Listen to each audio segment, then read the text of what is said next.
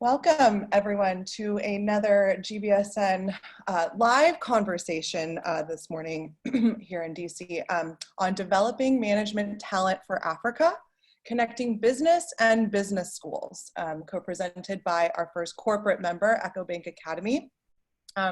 Just really quickly, as participants in this webinar, you will be muted and your videos will be turned off, but please feel free to submit questions and comments through your chat function or the Q&A tab on your toolbar at any moment throughout the conversation.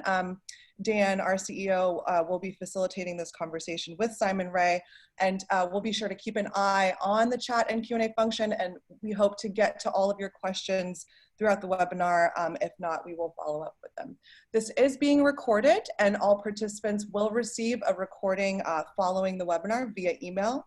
It'll also be live on gbsn.org as well in the webinar library. Without further ado, I'd like to introduce our CEO, Dan LeClair. Thank you very much, Nicole. We appreciate that introduction.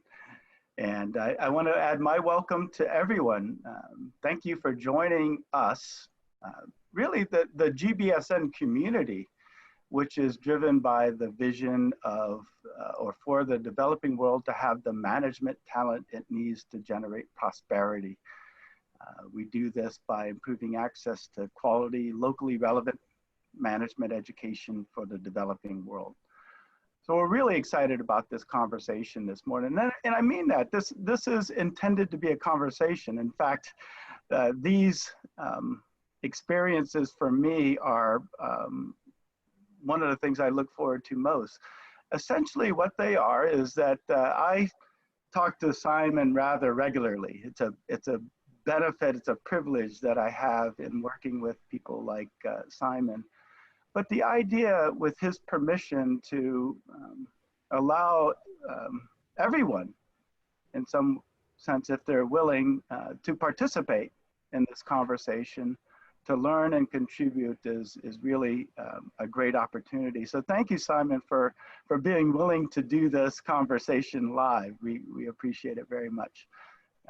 And it's designed to be intimate. You know, some of our webinars can have hundreds of participants. This is not designed as one of those, although we do have a pretty good crowd here this morning. But we invite you to be part of it by entering your questions, your comments, your suggestions in the chat using the Q&A function. And my job is to try to weave as much of that into the conversation as possible. So I do also want to say, if you stay towards the end, we have an exciting announcement about something that we're going to do together with Ecobank Academy. Now, this morning we're lucky to have Simon Rey. He's the group head of talent, learning and development, and the head of Ecobank Academy. He joined Ecobank in 2014. Did I get that right, Simon? That's correct.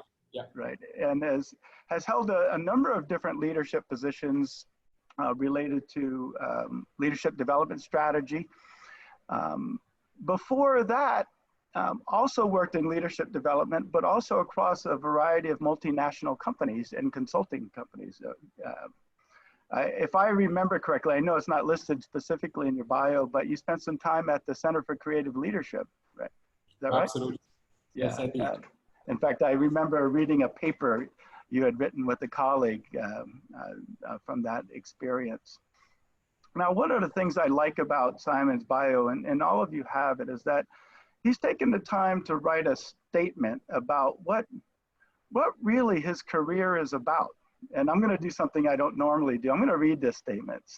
Simon's life work is to design and execute strategy-driven solutions that empower individuals. I really like that empower individuals, teams, and organizations, and communities to turn leadership challenges into sustainable opportunities.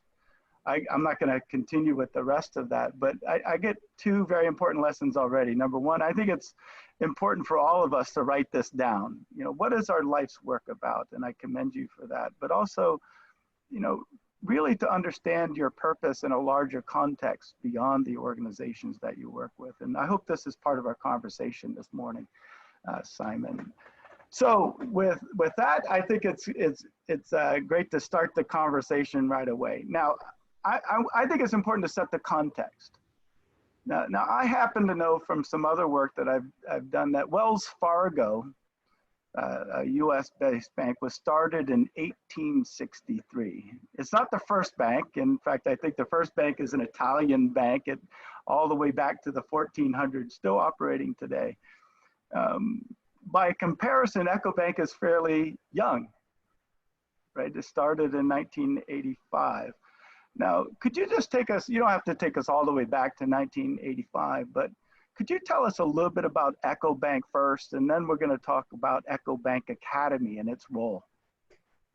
Absolutely. Thank you very much, Dan, and the rest of GBSN family. We are grateful to be here, and we're grateful to be associated with so many esteemed members of GBSN all around the world. So Ecobank, before Ecobank was a Pan-African bank, there was, I think, barely any institution who would carry such a name, in particular, if it was a private sector. So 1985, a number of entrepreneurs, actually, as well as key stakeholders from public sectors in West Africa, came together and they say, this is about time for us to have a truly regional, at that time it was a regional financial institution, because they realized that in order for us to achieve the financial integration we need, prosperity within the continent, you need an African institution that will be able to provide all of these opportunities. So the 1985 experience, which was a West African experience, grew up fairly quickly because the appetite and the need for the integration within the continent continued to grow all the way from 1985, 1990, 1995 up to this very moment. Now, Ecobank is much bigger now than 1985, but Ecobank is very similar because the founding principle, the purpose of the institution remain true to this day, which is to promote and advance, of course, the financial integration and overall development of the African continent. That was true then, that is true right now. So in a nutshell, that's where the bank is from. And if I may just say a little bit about the size and the scope. So we are in pretty much most of the middle of Africa, sub-Saharan Africa. The bank is in 35, 36 countries in the continent, all the way from your West African region. And West African region can be looked at 3 regions into one. The first one is Nigeria. Nigeria is big enough to be its own region. The second one is what we call Anglophone West Africa. That is the remainder of West Africa that is Anglophone, minus Nigeria, of course. And the head office for that one is in Ghana. And then the last region within West Africa is UMOA. So this is the mostly Francophone West Africa monetary zone region. And then the biggest region in terms of the number of countries is what we call CESA. So CESA is Central, Eastern, Southern Africa. All of them combined is about 18 countries. So that is in terms of the regions. In terms of the business, the bank has 3 core business segments. So all the way from your consumer banking, commercial banking, which targets an SME, local corporates, all the way to your corporate and investment bank.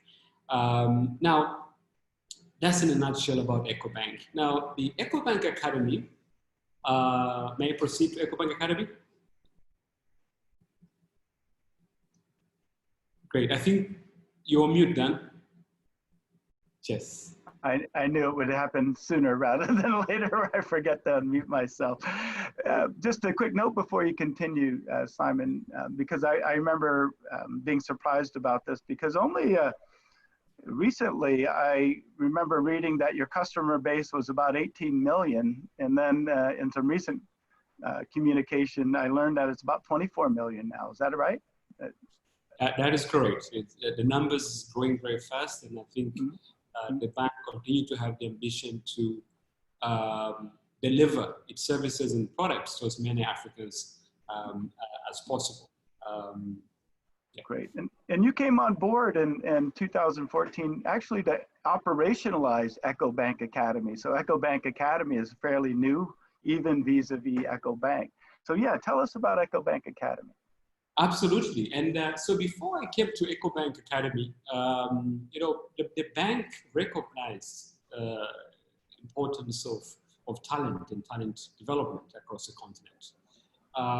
So the colleagues who came before me did fantastic work in ensuring that they would develop as many people as possible in all kind of areas, because in some of these markets, Ecobank had to really identify and develop talent from scratch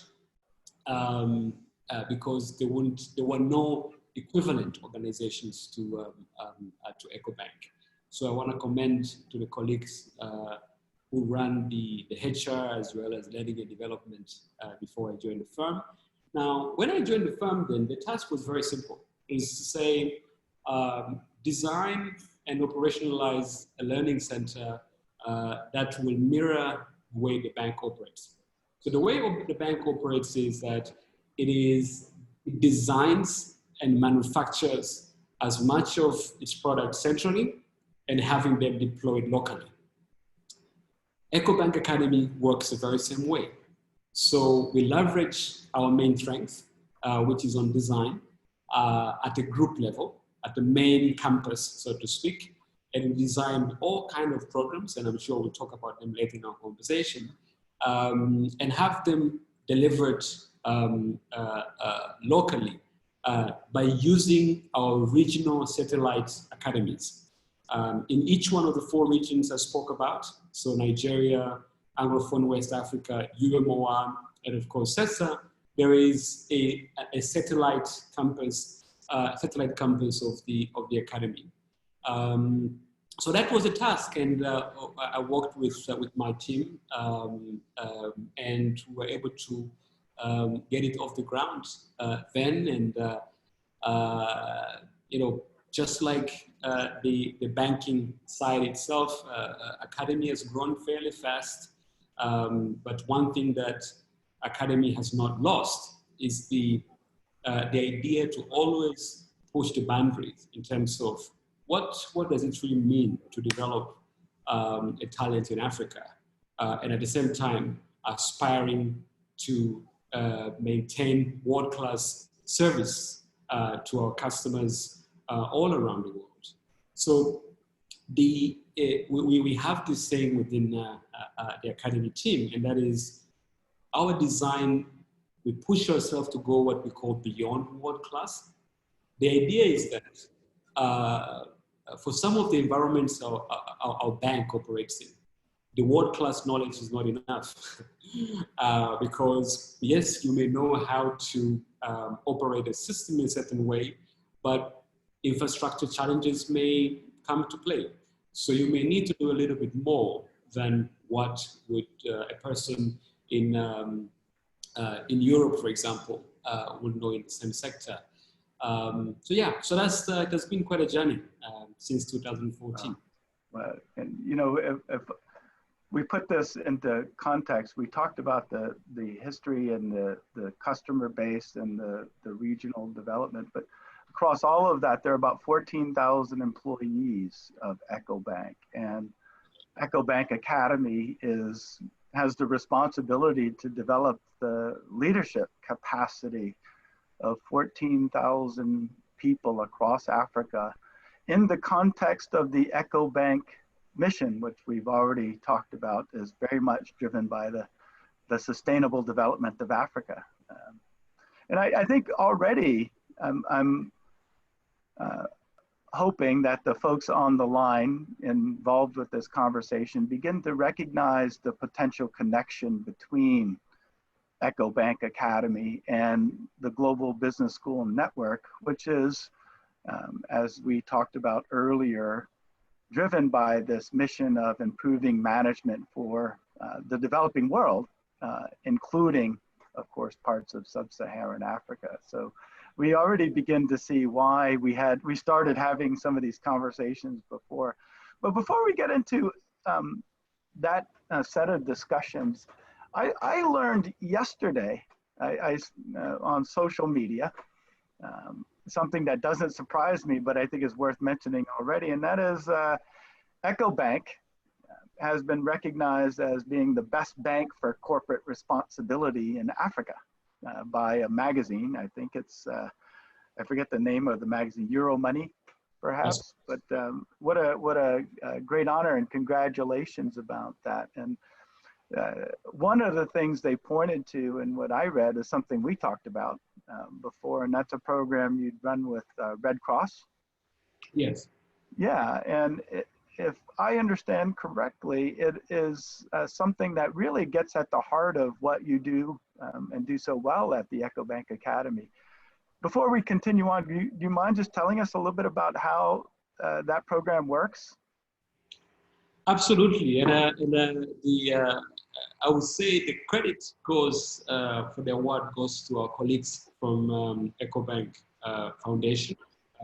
These are constant collaborators of Ecobank Academy, and you can start to see how the bank is using all these pillars, not only to meet the client's needs of today, but also to help advance its purpose for the continent. Whether it's on helping communities across the continent through our active volunteering activities, which comes from our Ecobank Day, whereby we mobilize our 14,000 staff to go in communities and help solve some of the pressing challenges from health to education, etc. But also is to now see what else can be done to advance the role of management education in the continent.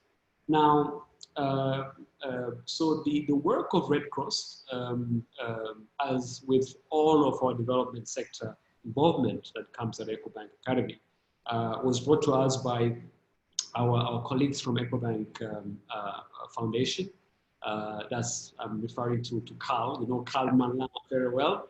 Carl Manla is the COO of Ecobank Foundation, and we work together closely, really, really well. So anyway, the challenge there was designing a solution for the leadership, entire leadership of the Red Cross in Africa that will address certain areas to help them advance their strategic objectives. So actually, if you think about it, it is no different to a private sector coming to academy to say, we want capabilities developed. Because when you ask why, or what are you trying to achieve, the answer is exactly the same.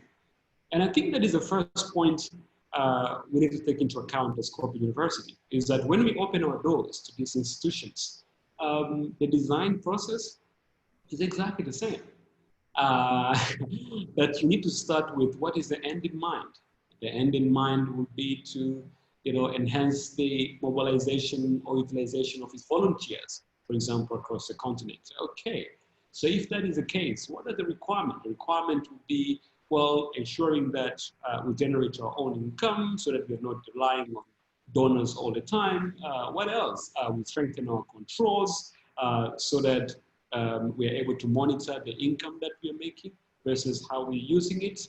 What else? We're able to track. We want to be able to track the impact of our work across the continent, etc., etc. So this is a group of leaders of over 1 million volunteers from across the continent. Think about the responsibility these people have. There are very few CEOs you'll find who are responsible directly for more than 1 million people across the continent, spread in all cultures, all languages. And that context matters when you design. And so our team spent quite a bit of time with the Red Cross leadership team, trying to understand that a little bit more. And then we put together a robust design that looks at 3 major elements. The first one is the financial management. Yes, it's a development sector, but the management of finances is critical in order to reach the goals they're trying to achieve. So it's not just about funds mobilization, it's also about how do you deploy. And somewhere in the middle there, you need to manage your finances very well. The second part, the second pillar of the program we did with them was on the obvious, leadership development.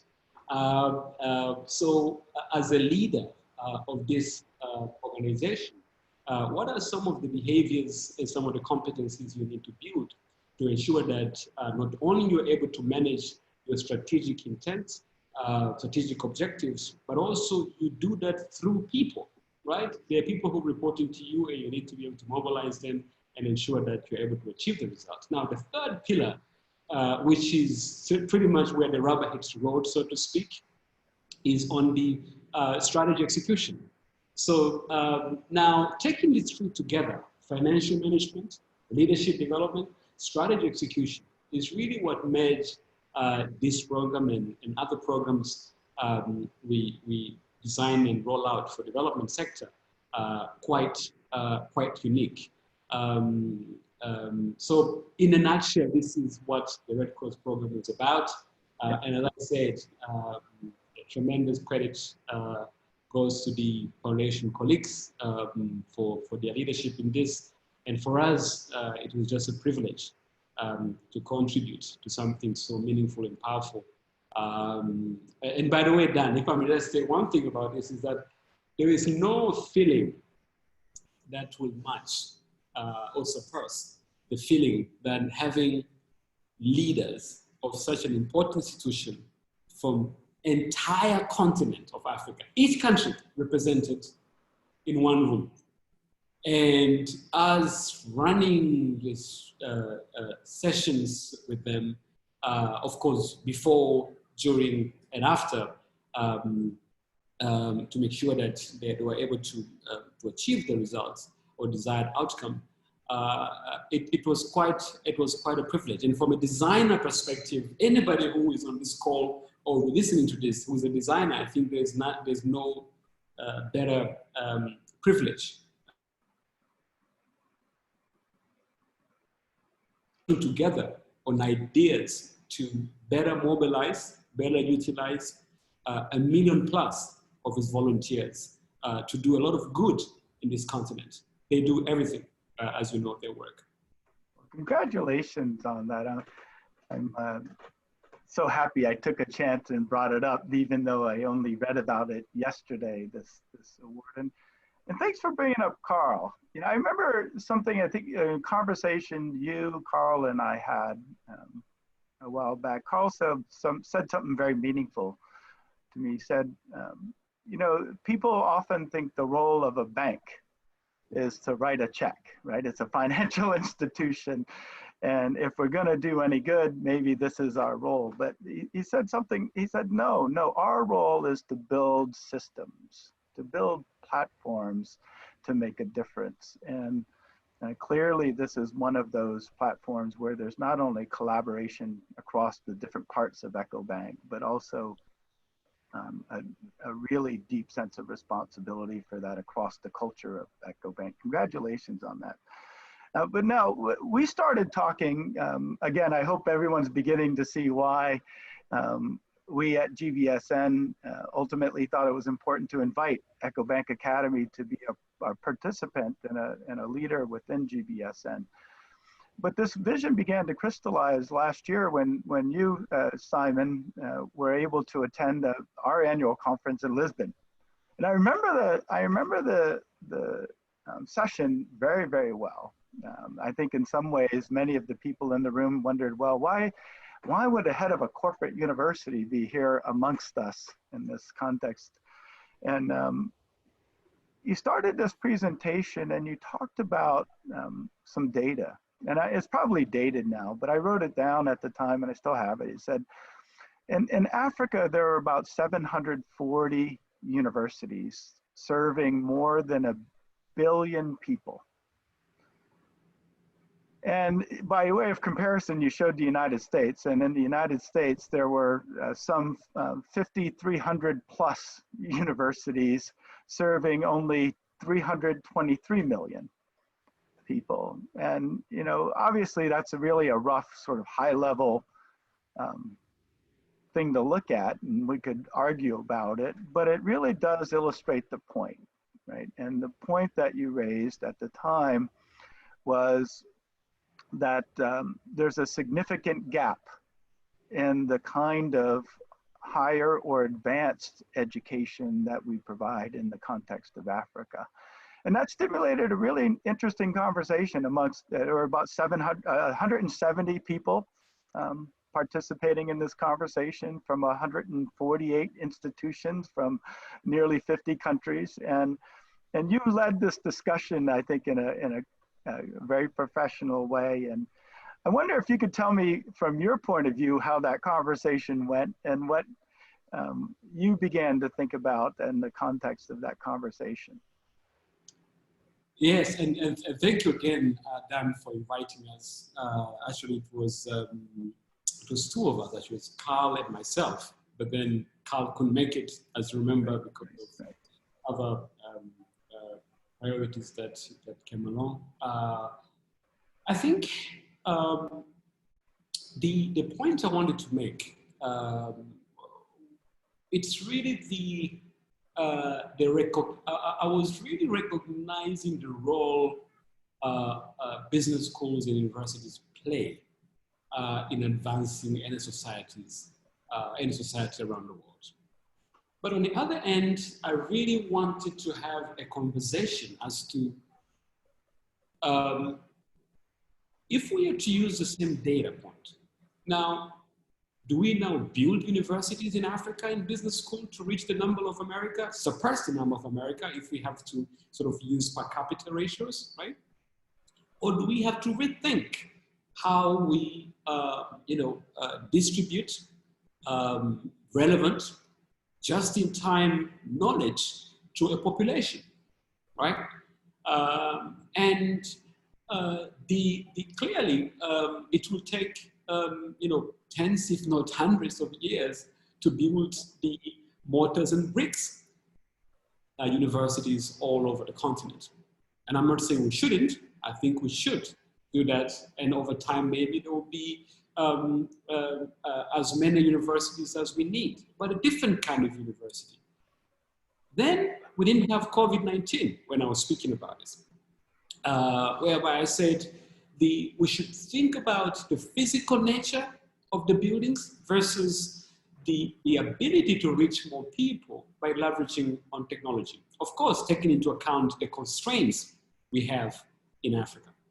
So if you look at the demand of just-in-time knowledge, the wonderful network business schools and universities have, rigor, research, etc., and this incredible ability that my colleagues at Ecobank Academy have in designing structured world-class programs that not only can be deployed to address a need right now, but also they can be scaled in such a way that in 33 countries in Africa, in one go, we are able to have the same programs, the same capabilities, and of course, the same level of quality, because quality is another area that you cannot compromise when it comes to education.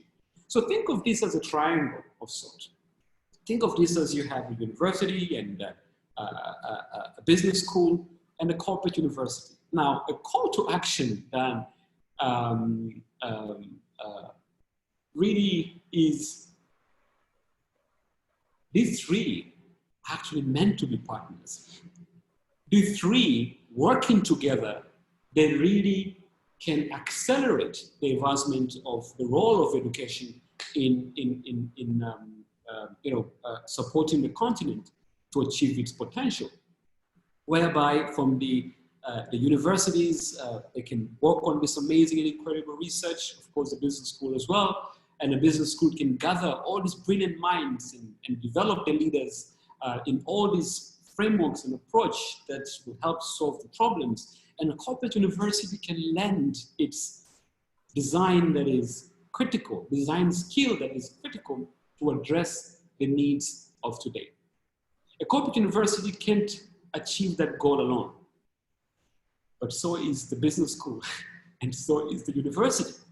You need this collaboration to be able to reach the numbers we're speaking about, to be able to solve the challenges, which we call them opportunities, we're speaking about. And you also need this collaboration to ensure quality. And the last point I wanted to make is I wanted to say, like, let's take an example of America. America, a lot has been written, but I think we need to remind ourselves. America corporate universities have played significant role, or the role of a corporate to advance education has played an amazing role. So yes, education institutions have played a big role, but we can't forget the Croton field, the GE, right? Corporate University, and the way it revolutionized how people think about management education. Whether we agree some of those principles or not, its impact can never be denied. Fast forward to this day, if you look at the role Amazon of the world is playing in democratizing learning to its workers, so that they can be prepared for the jobs of tomorrow, that is massive. Think about the recent announcement from Microsoft LinkedIn in terms of how they want to make their knowledge available to 20-something million of people. Now, that is scale, impact, quality that can be reached all at once. But I want to insist again, we can't go alone. We need the business schools, we need the academias, the universities to come together and work with corporate universities to help address this. And that really was my message then. And it was really, I must be honest, I was a bit intimidated to be around all these deans of prominent university, business schools, etc. So I was like, okay, I hope they will at least understand where I'm coming from. And also, as I said in that session, many years prior to that, when I was at CCL, Center for Creative Leadership, I actually had a chance to present in the same forum. But then I was a much younger and idealist person.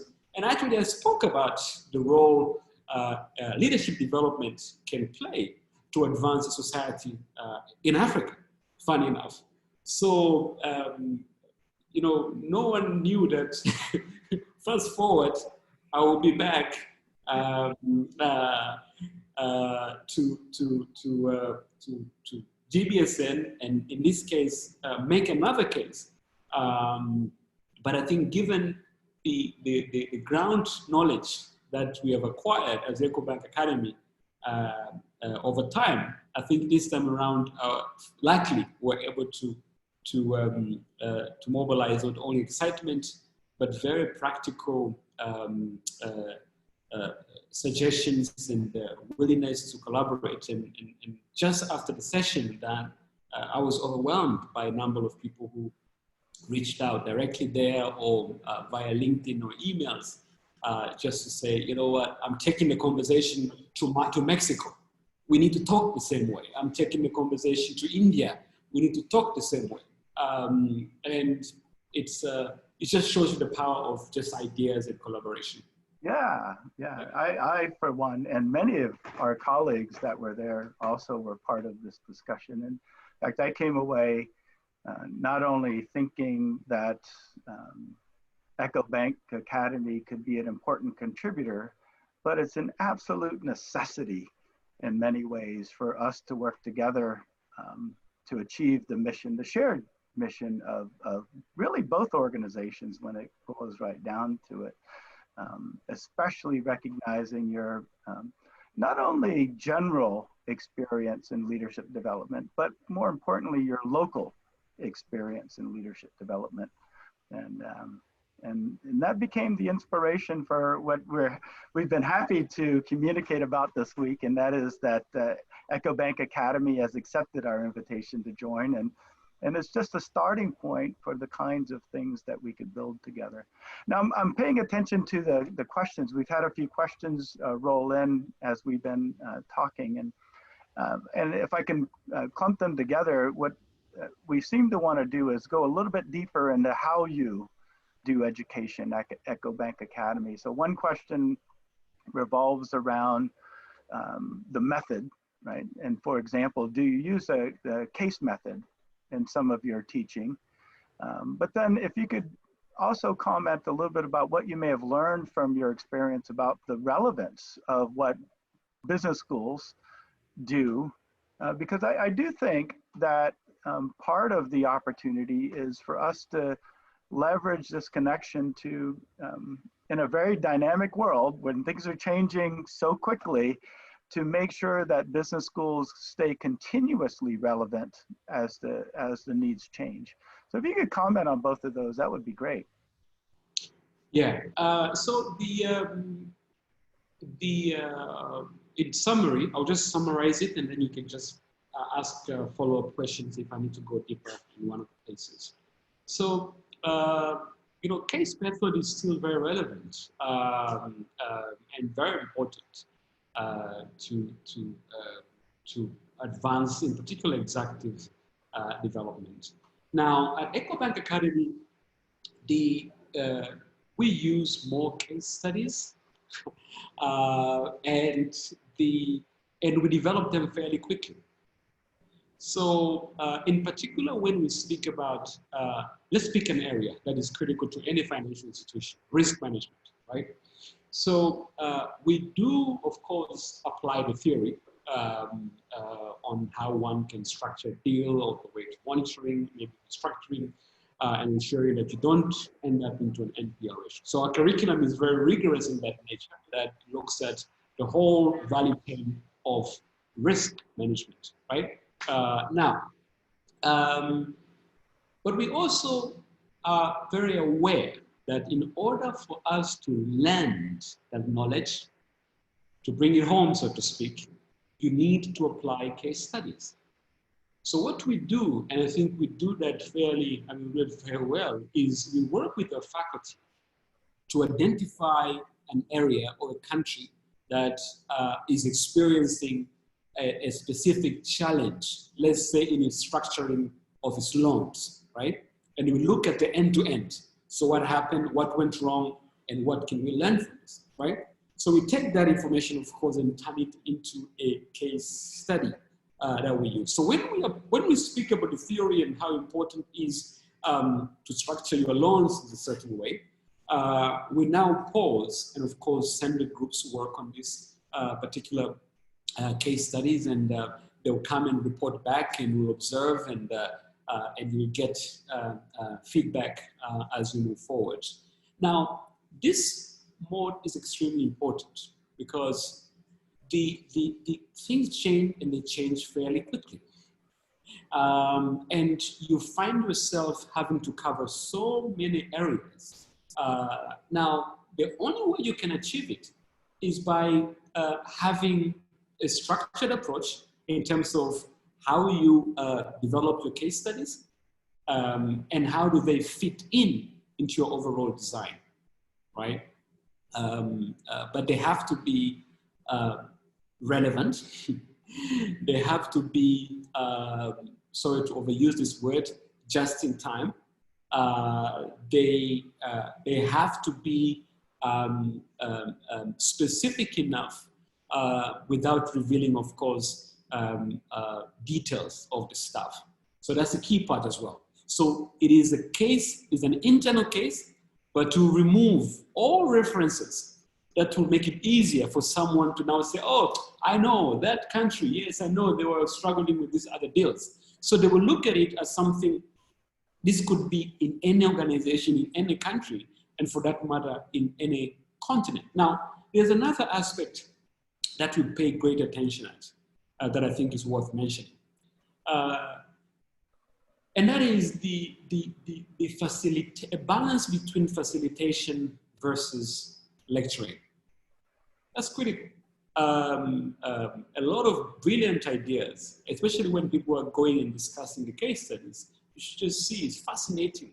And it's very interesting insight that comes out of this session. The third area that I think is extremely important is having executives coming to discuss or share their views about that particular area. And for us at Ecobank Academy, we have an amazing privilege because from time to time we have a group CEO himself who will come and teach or speak to participants. Obviously, now that we are all virtual, going forward, I'm sure he will be able to do this at much larger scale. But we are very lucky to have leadership that not only believe in the role learning can play to solve real just-in-time business challenges, but actually demands it. So it's not good enough that you did something well last year or last month. It's now, let's stick a little bit again with, I think this could be of value for those listening, within the space of risk management, right? And within the context of COVID-19. So from a designer learning center corporate university perspective, the curriculum that was relevant last year may still be relevant now, but there's certain area now that you need to prioritize. So for example, within the risk space, for example, you would focus more on the sort of the end-to-end. I spoke about all the, from structuring and potential restructuring, right? You look at all the key elements that are important, from cash flow, liquidity, et cetera, et cetera. Now, with COVID-19 coming in, you have to reprioritize certain elements of your training programs and maybe spend a little bit more time right now. For example, area of liquidity management is crucial now. It has always been crucial, but now a survival of a company or a country relies on its ability to manage its liquidity effectively. And you can no longer use the case study of liquidity positions of last year. Sorry, of January this year. Sorry, not of February this year. Not even of March this year. You have to use something that is of last week. So when you're designing, so it's the same program, you prioritize the case studies and the approach based on what is happening at the moment. And just to finish again, as I said, the case model as a way of teaching, which is really means putting yourself in somebody else's shoes and apply that learning and be able to assess it from different lenses, whether it's from the culture, the structures, et cetera, is still very important. But from the corporate university perspective, in particular in a fast-growing, fast-paced environment like ourselves, you need to adapt your case study with the environment. And the way to do that quickly, efficiently, and effectively is to have a structure that not only addresses a problem, but also will allow for engaged and meaningful facilitation so that participants themselves will be able to come up with a specific sort of course of action to take home or to take back to their workplace. Yes, in a nutshell, that's really what we do. You've drawn really clear attention to the growing need for speed, right? And the pace at which change is happening. And you've illustrated, I think, an important part of our discussions. I think as we move forward in working with business schools and organizations like Ecobank, there's a fair amount that can be learned from each other in the context, of course, but also just from the experiences that we've had in using different pedagogies. So it's not just relevance in terms of knowledge and adaptability in terms of knowledge, but it's also the pedagogies and how quickly that's changing. So thanks for sharing that. Before we continue to talk a little bit about one of the things we plan to do together, which I look forward to as an announcement to the folks joining us on the call.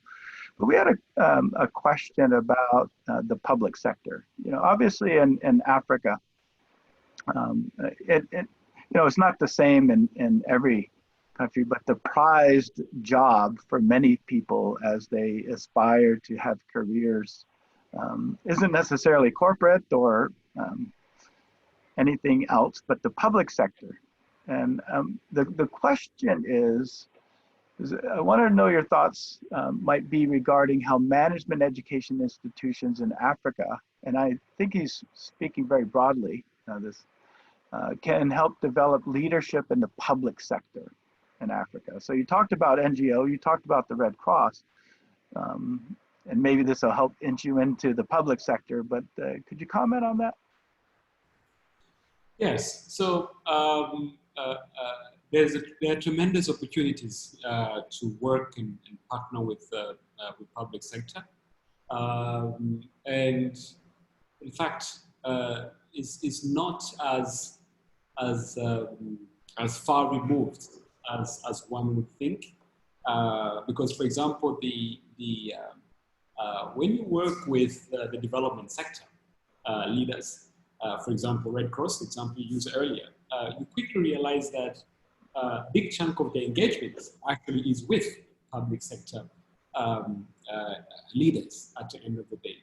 Now, and you cannot really advance Africa progress without not only engaging public sector, but also working with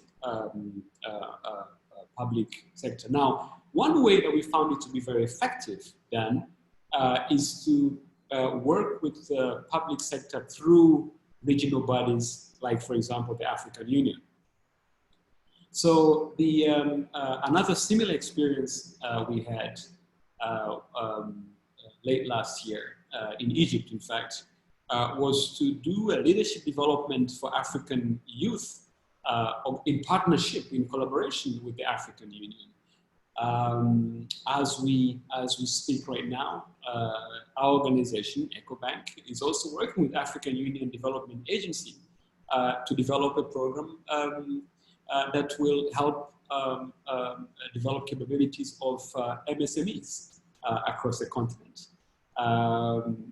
Because you cannot move a society forward if you do not engage all this. So I think my call, and if I may, call to action to all of us, is to look at these stakeholders as stakeholders that you cannot ignore.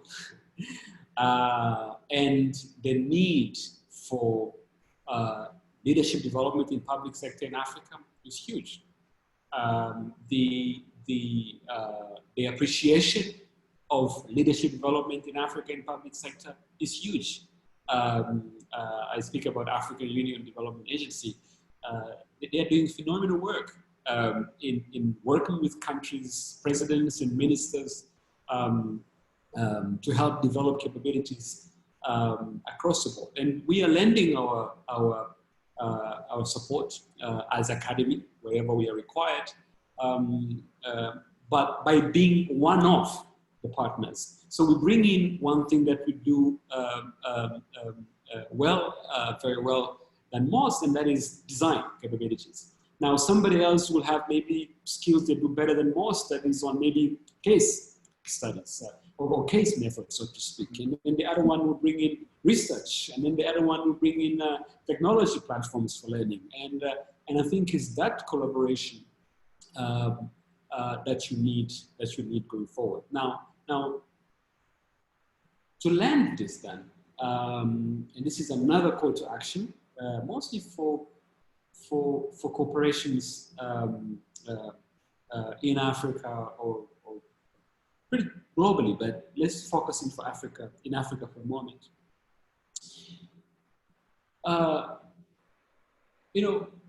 what we want to do as Ecobank Academy is to not be the first and the only member of this elite group of Global Business School Network. We want to be the first one for a very short period of time. We want it to be a privilege that other corporations in Africa can enjoy, and because when I think about the work we do, whether it's opening our doors to development sector leaders, NGOs, UN agencies, etc., or an example now of African Union. Imagine if just 20 more, just 20 more regional, multinational African institutions like ourselves will do exactly the same work. Now, the good news is that a lot of them are doing that good work already. What is now needed is bringing all of us under a same umbrella, so to speak, so that we can see how do we advance our communities. There is a room enough for everyone to contribute. There's a room enough for everyone to have impact. And make no mistake, that African public sector, it is very open for collaboration. And it's not what maybe some people will say, that public sector will not open for development or training collaboration of its people. They're very open, and they're always seeking for partnership, which can be very, very helpful. So this is another call to action to other partners, competitors, etc., operating in Africa. Right. Thanks for that, Simon. And thank you, Charles, for asking that question and opening up this conversation. At GBSN, as Simon described, our strength as a network comes not only from its core, in some ways historically being business schools, but it also comes from, again, size, but also diversity. And, within the context of the network, to have both business and business schools collaborating and sharing and understanding and building together, and the public sector, to us has always been one of the strengths that we have with projects, and increasingly as a purpose-driven network. So thanks for bringing that up. I want to shift gears a little bit, but before we do that, just to end this, to shift into a discussion that will draw us to an end, I want to ask just a quick question, because it came in via the Q&A, Simon, but I think it's a short answer. Does the Ecobank use in-house experts, or do you often bring in professionals or academics from outside of Ecobank? Dan, I lost you there, but I think the question was, can you repeat the question again? I lost you there. Does Ecobank Academy typically rely on in-house experts, or do you often bring in outside professionals and academics? The answer is both. So it's about pretty much even split between the internal experts, what we call them as Ecobank Academy faculty. And we also work with a number of business schools and training consulting companies together to develop our men and women across the organization. But one thing that we don't delegate is the design or co-designing process. So we don't just say, okay, here's a project, just go design and deliver. We pay great attention in ensuring that what we design address the need. And we find that close collaboration with business schools and universities and training firms work very well and very well appreciated. Great. Thank you, Simon. And now it's time for us to make this announcement that we're both pretty excited about. And as Simon has alluded to, there are many calls to action, both for individual organizations and for a network like GBSN moving forward. But as a starting point, especially in a COVID environment, we need to be thoughtful about what we can and should do and how to build. So the first thing that we plan to do together is co-convene what we're calling the Talent for Africa Forum. And it's designed to be a series of sessions that really cut across a variety of challenges, many of which we've alluded to in this discussion, but there are many others. For example, we've not touched really on the question of entrepreneurship and how do we work together to enable new business creation, as some people say, enable the opportunity for learning to end in or result in the creation of jobs rather than just taking jobs and growing in them. But there's also, in many economies throughout Africa, a very large informal economy. And understanding what it takes to develop talent within that context is important. The public sector is important. And as we started with the mission of Ecobank in building a more inclusive and sustainable Africa in conjunction or aligned with Agenda 2063 for Africa, brings us into a set of questions regarding, what role do we play in health? And I've always been impressed that the Ecobank Foundation has taken a lead role, for example, in non-communicable disease and helping to limit that. But we also have energy and its role moving forward, and a variety of other sectors that we think are important. So we're pleased to announce this as the first initiative that will be done with the support of Ecobank Academy as a co-convener. And we look forward to hearing from all of you as we begin to both build and implement this forum about the issues and the opportunities that are created. Simon, do you want to say a few words about this? I'm sorry, I got so excited. I may have said many things that you intended to, but you want to say something? You covered it all. I think it's, I just want to emphasize the fact that, we should, come together and do this wonderful work. It's the speakers we have in mind then, as this I think people will appreciate, not only leaders, global leaders of incredible organizations and institutions, including our own organization, of course, but also key stakeholders in business schools and universities, government stakeholders. Because really, I think what the power of this forum is that the idea that we have to solve these challenges together now, and collaboration is a tool, used correctly, is a tool that will help us to advance the agenda going forward.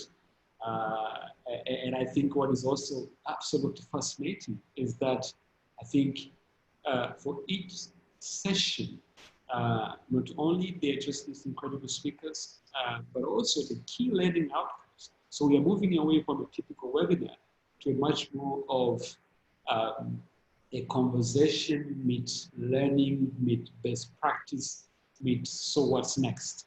How do I apply this in my own country? If it's a president or from a president of a country, or if it's the CEO of a company, or if it's an entrepreneur in Africa or in other parts of the world. And our hope is that the same, once again, hopefully can be replicated in other emerging markets, or even maybe in developed markets. So I'm very, very excited. And Dan, I just want to thank you once again to GBSN, to all your partners for the inviting Ecobank Academy. It's definitely a privilege, and it is not because of my passion.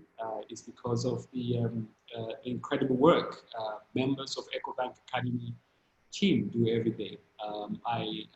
As you know, I have an incredible team of men and women who work every day very hard from the group office all the way out to all our regional academies. So I just want to commend them for their work, and I want to thank you for the recognition of what the Academy does, and most importantly, what Ecobank stands for Africa, which is very important. So it's a privilege to be here, and we're looking forward to learn as much as we contribute to sport. Thank you.